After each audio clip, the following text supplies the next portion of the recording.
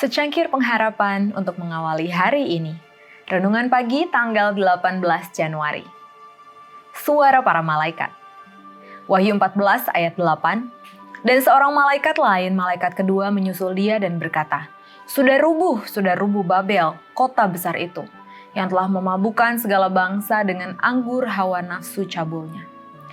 Kaum penganut ajaran Miller percaya bahwa mereka sedang mengabarkan pekabaran malaikat pertama dari Wahyu 14 ayat 6 dan 7. Dan aku melihat seorang malaikat lain terbang di tengah-tengah langit dan padanya ada Injil yang kekal untuk diberitakan kepada mereka yang diam di atas bumi dan kepada semua bangsa dan suku dan bahasa dan kaum. Dan ia berseru dengan suara nyaring, takutlah akan Allah dan muliakanlah Dia, karena telah tiba saat penghakimannya. Dan sembahlah Dia yang telah menjadikan langit dan bumi dan laut dan semua mata air.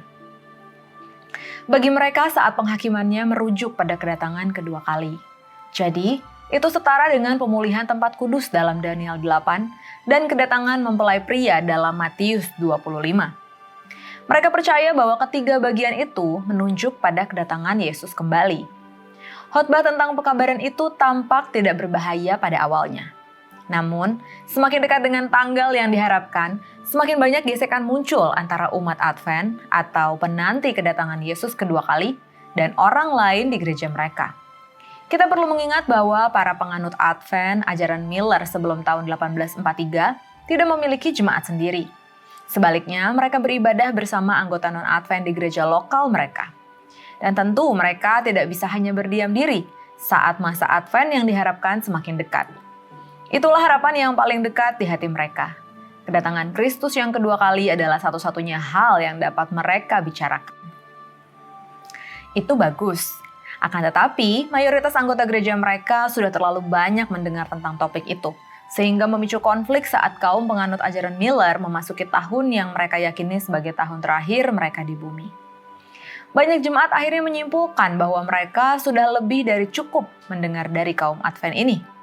Satu-satunya solusi dalam mengatasi hal itu tampaknya adalah dengan memecat mereka dan mengusir pendeta Advent dari mimbar mereka. Umat Advent bereaksi terhadap khotbah Charles Fitch tentang pekabaran malaikat kedua. Sudah rubuh Babel, Wahyu 14 ayat 8. Pergilah daripadanya hai umatku, Wahyu 18 ayat 4. Bagi Fitch dan rekan-rekan seimannya, setiap anggota gereja yang tidak menantikan kedatangan Yesus yang segera dianggap benar-benar bingung. Itulah Babel. Pekabaran malaikat kedua memberikan pembenaran teologis bagi umat Advent untuk memisahkan diri dari jemaat awal mereka dan membentuk jemaat sendiri. Yang lebih penting, pekabaran itu memberi mereka kebebasan yang dibutuhkan untuk terus mempelajari Alkitab mereka, sebagaimana Allah menuntun mereka dari pekabaran malaikat kedua ke pekabaran malaikat ketiga dalam beberapa bulan setelah kekecewaan pada bulan Oktober 1844. Jalan kebenaran yang berkembang tidak selalu mulus, tetapi Allah tetap memimpin, bahkan saat kita tidak dapat melihat di antara kebisingan dan asap kebingungan duniawi. Doa kita hari ini, Tuhan, pimpin kami tetap setia pada pekabaran-Mu, meski ditolak kami yakin Tuhan menolong kami, hingga Engkau datang kembali menjemput kami.